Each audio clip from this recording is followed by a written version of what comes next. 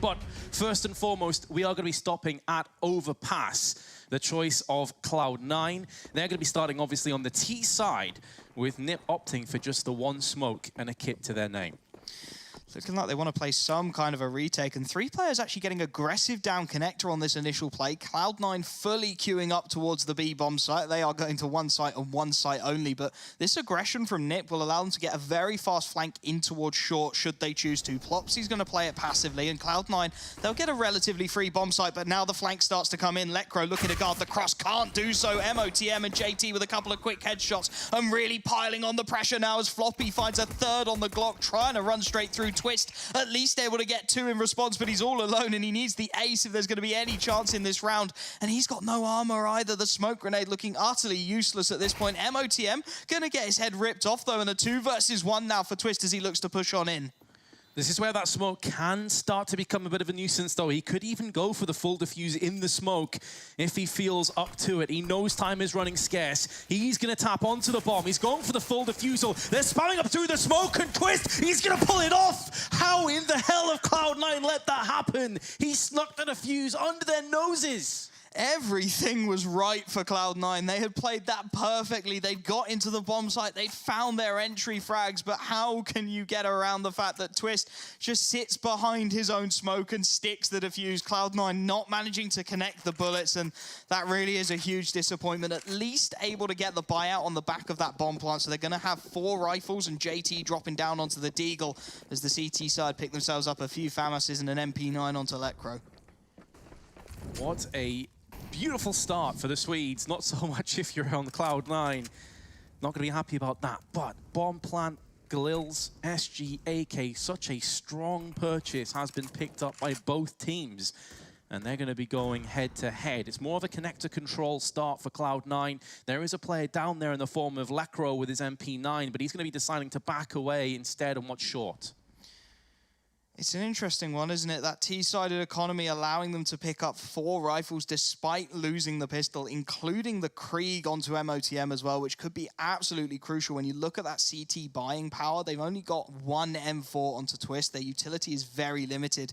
And as Cloud9 look to group up towards that A-bomb site, they can really start to pile the pressure on. 3 players here for the defense, though, and plenty of firepower to try and push back this hit.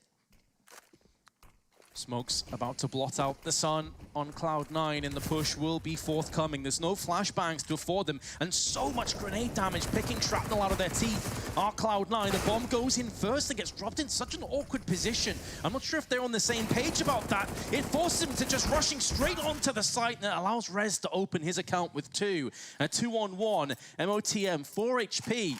Doesn't have control of the bomb either with 25 seconds to go. Surely he has no hope in this round. Trying to clear whatever angles he can, but Nork already on the aggressive flank in towards the bathrooms. There is nowhere to hide for MOTM as Plopsy's going to spot him out. Does miss the initial shot and perhaps gives him some room to breathe, but it's allowing Nork to come out as well. The truck plant not going to come through. The Krieg even recovered by the CT side as they get their second on the board. And considering the firepower difference between the T and the CT side there, Ninjas in Pyjamas have done an incredible job.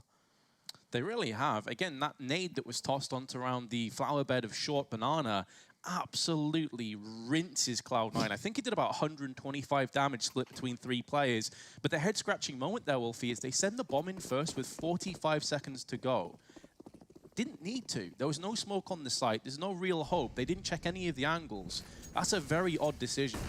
And if they hadn't gone first with the bomb, JT could have made the call that there's at least 2 players there and possibly even a third, and then they can rethink their plan, maybe go down connector and try and make something different happen. But instead, they went for it and it fell apart at the seams. 4 P250s this time as Cloud9 looking to go very quickly into this bomb site. Lekro will help himself to the first, and now the support comes in. Just the 1 frag, make it 2, as MOTM at least able to find Rez at the very death of things, but I'm sure Ninjas in Pyjamas, they won't be worried about that too much. They've kept their 3 main rifles up, and they've managed to keep that Krieg on Plopsky as well, which is always a great bonus for a CT side. It's a good point. They lost the expendable weapons, but they kept the important ones, as you say, using the SG. Any map in the current pool, it is an absolute nightmare for the terrorists to push. You can just tap through. It's going to be interesting to see where Plopsky takes it for his squad. It would appear that he is going to be opting towards the B side as a Molotov is going to get extinguished. OC can push through onto the playground. The second molly stops him from pushing short. quickly, and Red's going to be tossing in a nade. This could do a little bit of chip. It does knock JT down significantly. That's a lovely nade to open things up as well. And when you bring MOTM down to 91, that's within the one-shot headshot range of the M4 as well. So the damage is very significant as Twist with this scout reading it perfectly, but can't quite find the initial shot. Plopsky gets the better of Sonic down towards the B bomb site to open things up, but that's all a fake for Cloud9 as they're looking to take the control towards Banana. The crossfire still here for Rez and Twist. They are not abandoning this just yet as Cloud9 look to push on in with 1 minute and 5 left. Slowing things down somewhat, but there could be some re-engage coming into fruition from Rez, who is moving up close. He does have Twist watching his back with the scout. SG's in the meanwhile going to be wielding their way onto long. Smoke put down onto long itself. This is getting rid of some of the vision of Nip, maybe trying to draw a rotation out towards the B side or from the B side. But Cloud9 not really getting too much real estate, and time is starting to dwindle away. They've got to start pushing.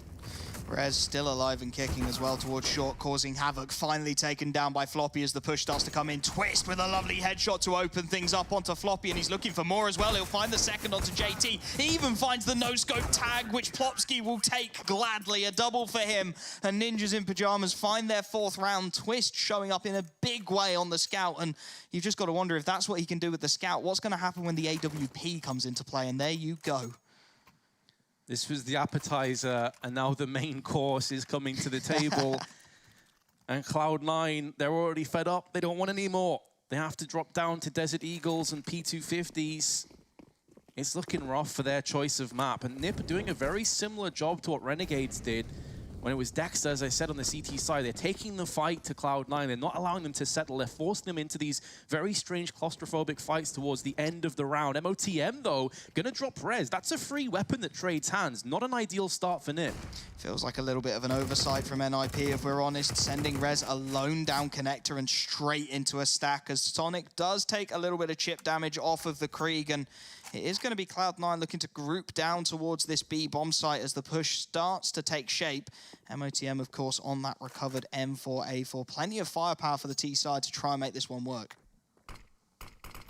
There certainly is, but a well-timed smoke is going to blockade the initial push, but they're going to decide to go in anyway, accompanied by a flashbang, realizing they have no map control. They have to just press forward. They're not sure about flanks. They're not sure as to where these CTs reside, but now they're going to find out that Nork is up close and personal as his M4 sings for a kill. He goes down to the hands of OC, and it is a bomb plant, so all things considered, if Cloud9 can do more damage, that would be wonderful, but they've pretty much accomplished the mission they set out for themselves. That's a few kills and a bomb plant, but they're still 5-0 behind. Yeah, they've kept the CT economy honest, but how many times can that be considered a success before you have to just start looking at the scoreboard, plain and simple? Cloud9, they will be able to buy into this next round. The pace, frenetic, and Ninjas in Pyjamas are taking advantage of it to the nth degree.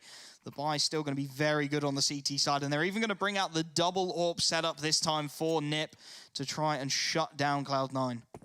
It's a very good point you raised, that it's all well and good getting close, time after time, but eventually you've got to start converting. Getting an economy on the T side, not difficult, especially with full round loss bonus. Getting rounds and dethroning Nip's economy is going to be a much harder ask. Rez going aggressive. It's a solid flashbang, but he still pulls the trigger and takes the head off MOTM. Excellent start for Nip once again.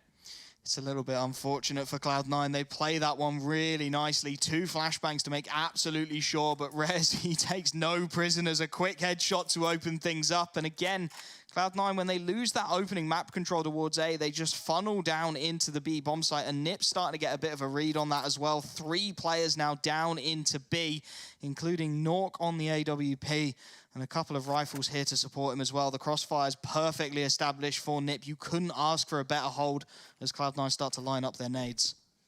This is where I think Cloud9 are starting to telegraph their plays a little bit too much. They're not drawing any players away. So many flashbangs, so many Molotovs have been exchanged, and the AWP round does go between the shoulder blades of JT and puts him down. Cloud9, they're really struggling. They're running into this blockade of CTs once more.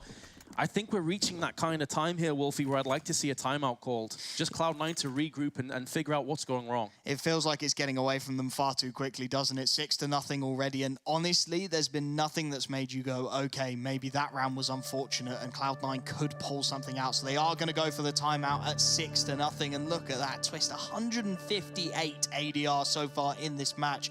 And I think the worrying thing, especially for Cloud9, is Nork hasn't even turned on yet. He's always been a player who's been quite hot and cold. He had some great maps and some slightly worse ones, and they're lost to Vitality. So if he's not showing up and you're still 6-0 down, what do you do when Nork starts to turn up in the server? It's a good question, and they may not have the answer for those questions. They've got 16 kills collectively, Cloud9, so even though they're 6-0 behind, they have been getting kills. They have been taking casualties with them. It's just about getting across the finish line. However, that being said, the last 2 rounds have been very one-sided indeed, so I'd like to see them maybe throw in a few more fakes. I think this is getting a little bit obvious now. They're pushing together on B. They don't have any map control. They feel like they can't afford to go for a fake at that point. Try and draw out these rotations. Try and get Nip to respect their prowess across the map, because right now it's been far too easy. There definitely needs to be a change somewhere, as Rez going to take some slow control, has Twist on the AWP to back him up as well, and it is going to be Cloud9 getting a little bit of map control this time towards the fountain. They're going to be able to push through without getting their heads ripped off by an AWP, as MOTM does eat a nade for his troubles. But at least they're getting some map control towards A, right? They've not been picked off and then immediately funneled down towards B, and they're actually starting to put a little bit of pressure onto Nip as well. As you can see, Twist having to bail out on the AWP, still turns to hit the shot, as Rez out in the open, able to get the better of MOTM, and once again, Cloud9 giving up a couple of early picks, and that's just a matter of the aim duels going the way of Nip. Yeah, these Swedes have so much ability, and they're starting to show the world why maybe this team isn't dead just yet. A lot of people were worried when some of those veterans went across the Dignitas, but they're having a resurgence. Cloud9 have had their own issues lately. You can only beat what's ahead of you, and that's what Sonic is taking to heart. Bullet between the eyes of Nork does open up B for business again, but so many of these rounds have ended here. Floppy on the drive-by, though, does take down Plopsky, and if Lekro falls, that should be B going with him, but he stalled enough time for the rotations to come in, and he's a one-man wrecking crew. That Molotov is doing nothing for JT, but Lekro shows his head anyway, and he rips it clean off. 20 seconds to play with JT, about half his HP remaining. At least he does have the bomb under control, but there's the flank from Rez, and it's the flawless 7-0 sweep, and Wolfie, the timeout does nothing. Cloud9 just, they found something that time. They got something going their way, but 2 quick frags towards the A bomb site very rapidly turned it on its head, and that was just a matter of players hitting their shots. Rez was out in the open. There was no utility to help him out, and he just straight won the aim duel. And when that happens, when Cloud9 aren't using their flashbangs, which they were so good at against Astralis, then it's just going to fall apart at the seams. Nip going from strength to strength, and the bank account's starting to build up on the CT side as well, as Cloud9, they will drop down onto the pistols once more and just try and get as much damage out as they can. You highlighted it, double AWPs in play on the CT side, as if it wasn't bad enough for Cloud9 already. Now you have to deal with Twist and Nork with the sniper rifles. Do they maybe speed things up if they realize there's 2 AWPs? It is a direct counter to get up in the face of those AWP-wielding players. You can see that Rez currently on long, not by himself, because he does have Twist, but there is a smoke blockading his vision. He's going to hold the line anyway. Cloud9 stuck in the bathrooms, may have to start to worry about a potential flank, and Twist has his eyes on the prize of short, so if anyone peeks, they're going to be gone. It's not looking good here, Wolfie. It seems like it's going to be another massacre. They're playing far too slowly, and as Twist gets the early tag, Lekro on the spray down, only able to get 1, but the Molotov will finish the job for him. Rez swings from long to find 1 more, and Floppy, he's pulled off some insane clutches, but he's not finding his shots this time. Nork can't make it happen either. A little bit of a messy fight, but it will be the nade to finish things off. If you can't hit him with the bullets, use the ordnance instead, and Ninjas in Pyjamas, they get round number 8 on the board. Cloud9 call a second timeout, and I mean, I could see what they were going for with that round, but it felt like they just needed to up the pace. They stopped, they waited, and Nip just tore them apart. Well, there's 2 sides to this story. Cloud9 have looked pretty flat, but Nip have been on form. They've been on fire. Twist still up there in the ADR. 10 kills, but 4 assists, and so much impact in some of those rounds with the scout. Unbelievable plays, but I mean, just to add another little bit of woe and doubt towards this best of 3 for Cloud9, this is their choice of map, Wolfie. This should be their home turf, and they're getting completely decimated.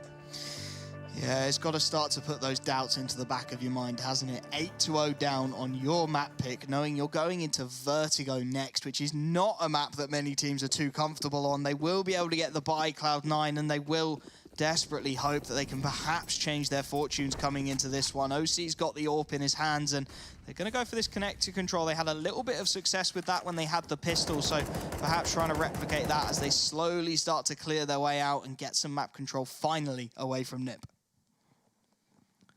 That is the plan, but to be fair to NiP, they've been mixing it up. They were very aggressive in the early rounds. They're now slowing it down, starting to take some bathroom control late on for Rez. And Cloud9 hoping that NiP maybe overextend and give them a freebie to try and pivot off. NiP's economy as well is in such good shape that it's not going to be any time soon where they break that down, but there's another spray that goes in favor of NiP through the smoke. Lekro pounces on Floppy, and Rez doubles up. Another timeout that's yielding nothing so far. Rez as well, winning the duel against JT, and that's just a blind swing. There's no utility to support, but the frag still goes the way of the Ninjas, and Sonic desperate to make something happen, but the flashbang just a split second too late, and MOTM, he took the early damage from the spray down from Rez, and now he's in a 1 versus 5. The Krieg in his hands, the economy absolutely busted for Cloud9. NiP on the verge of getting double digits unopposed, and MOTM, he knows they're not going to let him save, so he's going to try and find some frags anyway. Takes the head off of Plopsky as he goes down to 6 points of health, and this round is all but done. It would be a miracle if he could even get close to winning this round, never mind clutch it. Player on barrels, Lekro up close. 9-0, 2 consecutive timeouts that have yielded absolutely nothing whatsoever. Cloud9 back to the drawing board. It's hard to really see any weaknesses in this NiP roster right now. This is a very impressive performance. They really look like they've turned on now. They've come into the lower bracket. They know it's do or die time now. They know that everything has to go their way, and they are performing to the next level. I will say, though, Cloud9, they're not really helping themselves at this point. They're not hitting their shots. They're struggling with their consistency, and something has to change, right? A mental switch has to flick, as once again, they're down onto the pistols. MOTM, the only player able to pick up a rifle, and the problem at this point is NiP are so confident. They've committed 4 players down towards the B bomb site. They know that if there's no early aggression towards A, Cloud9 are choreographed, and they're gonna hit the B bomb site, so they just rotate aggressively, put all of their presence here. And how do you get past so many rifles when you've only got pistols? It's all about hitting those shots, winning the duels, which have been unable to do so thus far. They need a talisman. They need a bit of inspiration. They need that kind of play that's just going to really light a fire into their backsides, because if not, they're going to go out of their map with a whimper. As you say, elimination on the line from Katowice. So much to play for. Who is going to be that hero? Who can they lean on?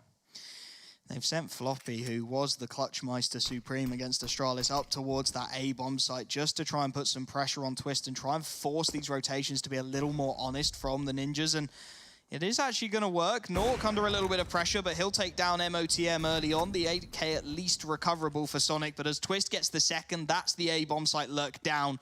And the 3 remaining players for Cloud9 to try and make this B hit work. Sonic at least able to get one, traded immediately by Plopsky as OC starts to swing bomb on his back, but the Krieg at range is all too good. Lekro gets the next, and it's 10-0, double digits unopposed for the Ninjas.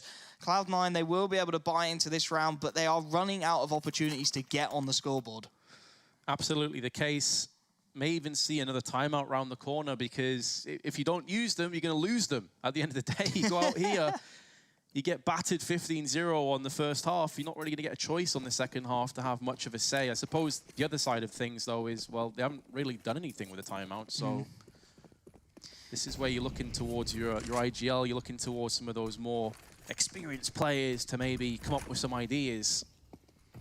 Feels like they're lacking in inspiration as they just wander into the crosshairs, and Twist with 2 swift flicks removes 2 Cloud9 players from the server. OC very cautious about rounding the corner. Twist will finally be taken down, but there's a Krieg lying in wait, and Rez will grab 2 more.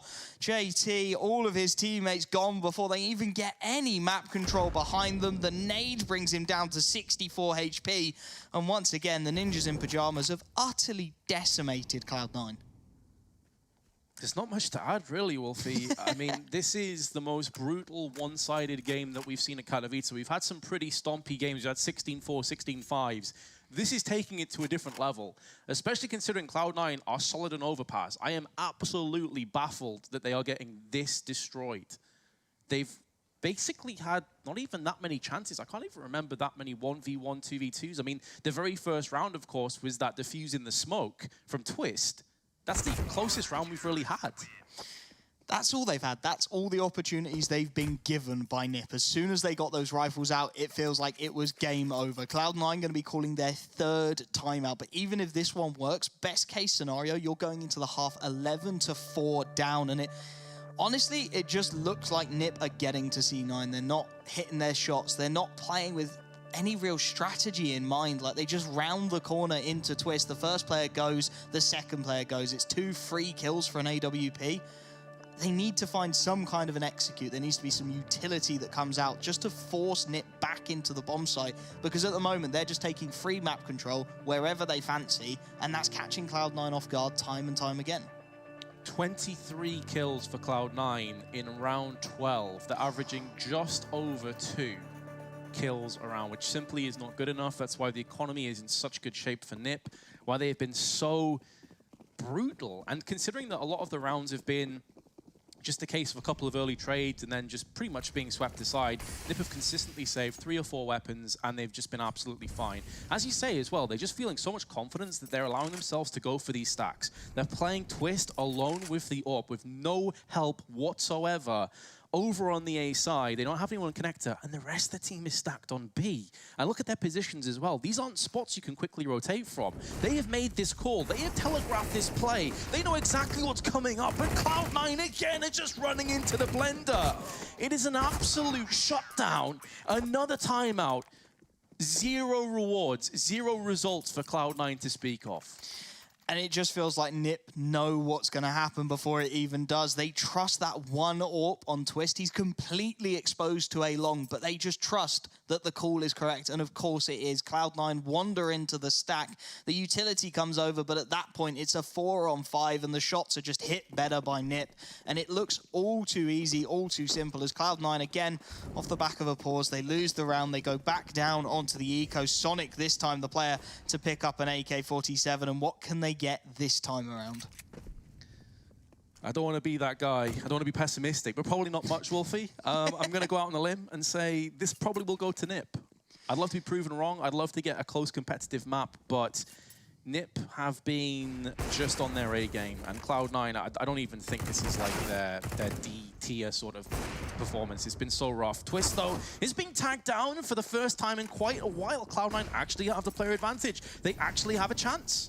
They've actually got something to work with as they look to storm in, but Nork on the M4 shuts it down very quickly. Plopsky finds a second, and this again is where Cloud9 need to bail, but Letgro's taken down JT. The bomb is gone with him.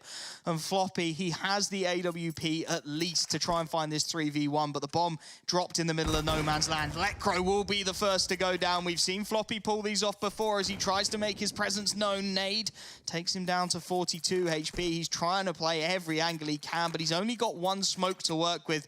No flashes to force these CT players off the angles.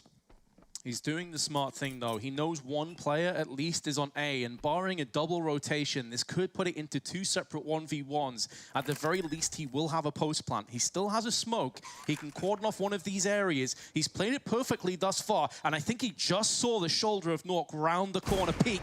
Good flick. Now it's down to Plopsky, and Floppy pulls off the clutch. They needed an inspirational play, and maybe that was the moment. Something had to change, and finally Cloud9 show up. Floppy finds himself the 3v1 on a recovered AWP. and they open their account in round number 13 on Overpass. At least they will be able to buy, but the problem at this point is NiP have so much cash built up. They're on full buys till the end of the half regardless. That is exactly the situation that Cloud9 find themselves in.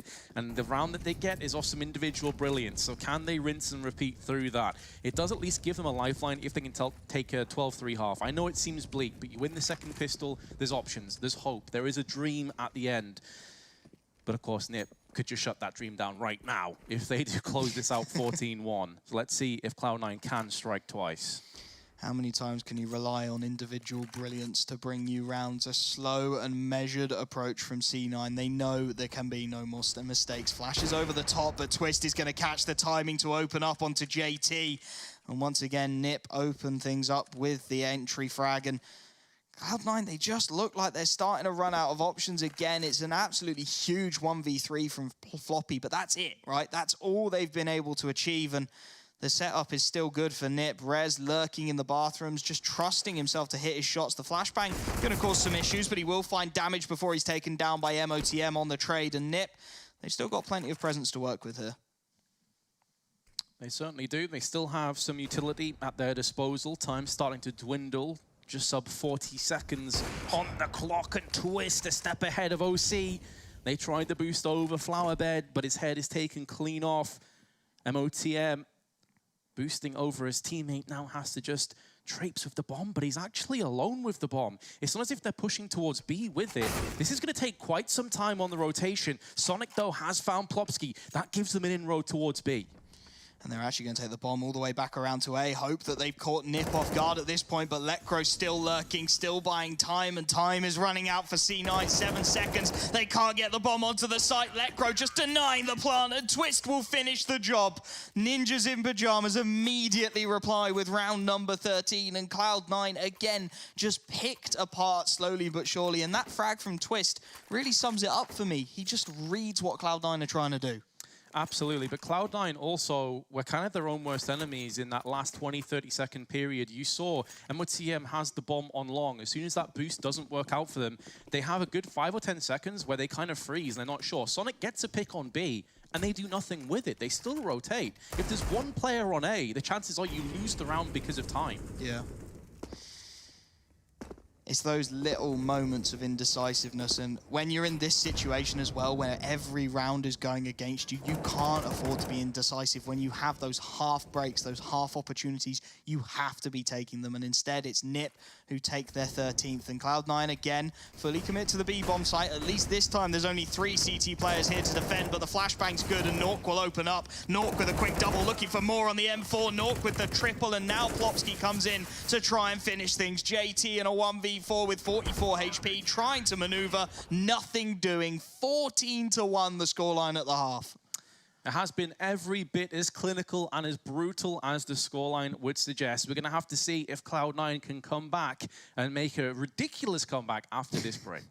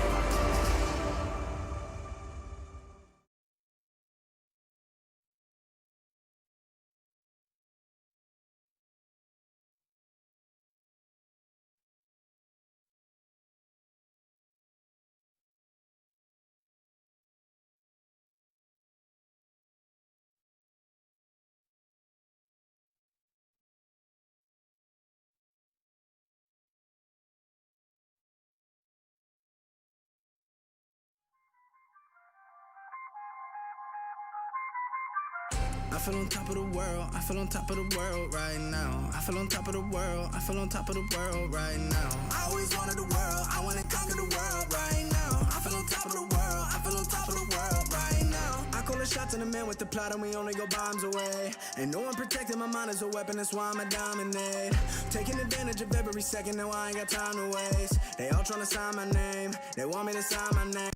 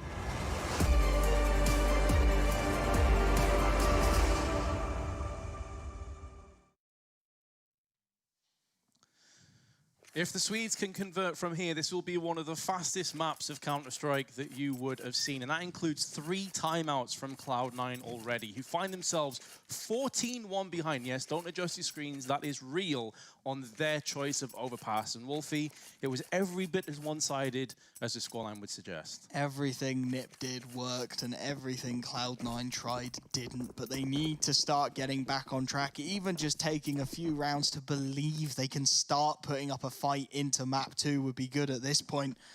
As Rez let Crow pick up the P250, a little bit of utility, and the aggression coming in from the CT side. Floppy with Sonic on the boost backing him up will finally take some map control for Cloud9 towards short as the push starts to come in, and OC pressured off his angle early on.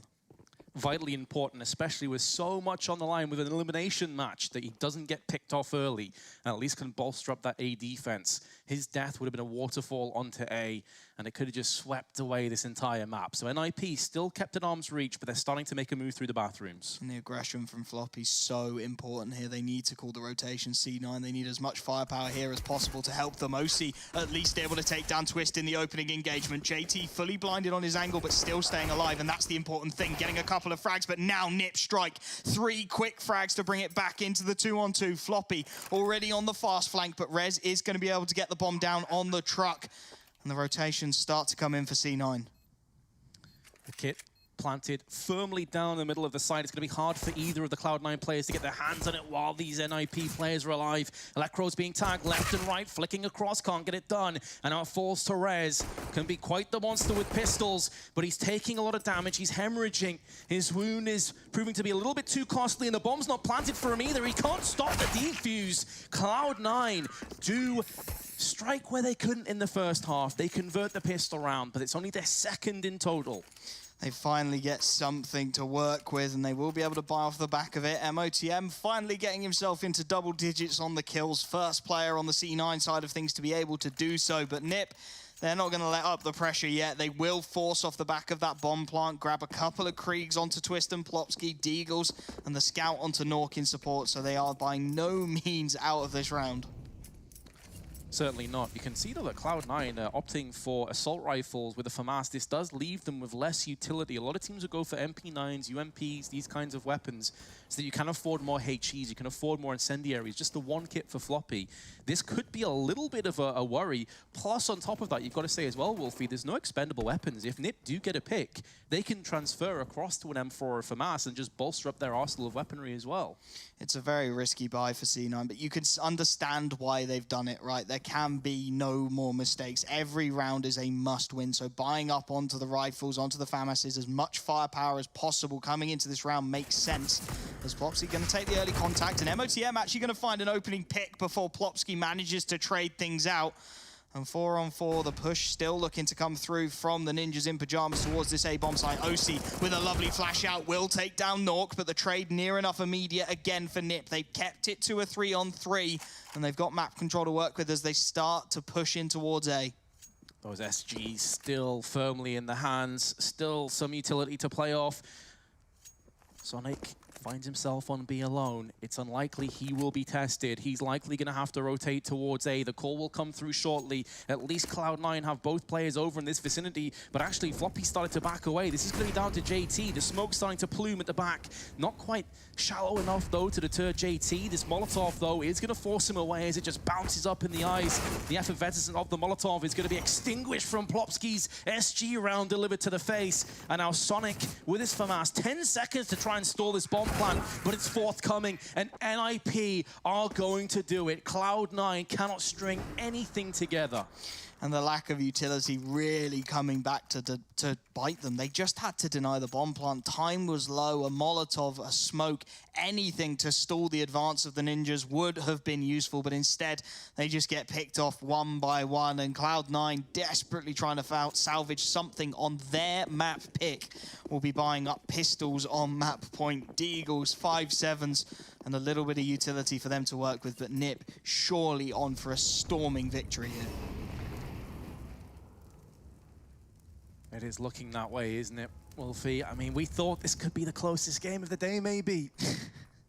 And yet, here we are, 15-2, Cloud9 in shambles on Overpass. Flashbangs may be designated for some timing, pop flashes into peak, see if they can try and just overwhelm NIP around short. They're taking a more centralized approach. It's only Lepro that's on the periphery of the bathroom. Everyone else either on short or connector, and Nork opens his account in what could be the last round of the map. Two quick headshots, Plopsky with two more, and Twist just to take down the last man. OC able to get something done with the 5.7, and that will allow him to recover a Krieg, so a glimmer of hope for the Cloud9 fans in the chat, but a 1 versus 4, 29 HP and 1 Molotov to work with. Nip are just standing and waiting. The bomb will make its way towards B. They know exactly where OC is, so they're just going to wait for him to wander into their crosshairs when they will finish the job. OC now has to also contend with a bomb plant. As if his woes weren't already stacked up, he has to add one more to the list of things to do. And he's fallen at the first hurdle. It is Nork who comes up at the end, 16-2 on Cloud9's choice of map. And Wolfie, I'm kind of at a loss for words here. I'm not entirely sure what to say about what I just witnessed. I don't think there is anything you can say. Cloud9 made every mistake in the book, and Nip took advantage of every single one. It was a dominant performance for them, and they're going to feel incredibly confident going into map 2. Well, it's time to collect ourselves. If you're a Cloud9 fan, I don't know what to tell you, but we're going to be going to a break. Hopefully you feel better in a few moments. We'll see if Cloud9 can pull it back.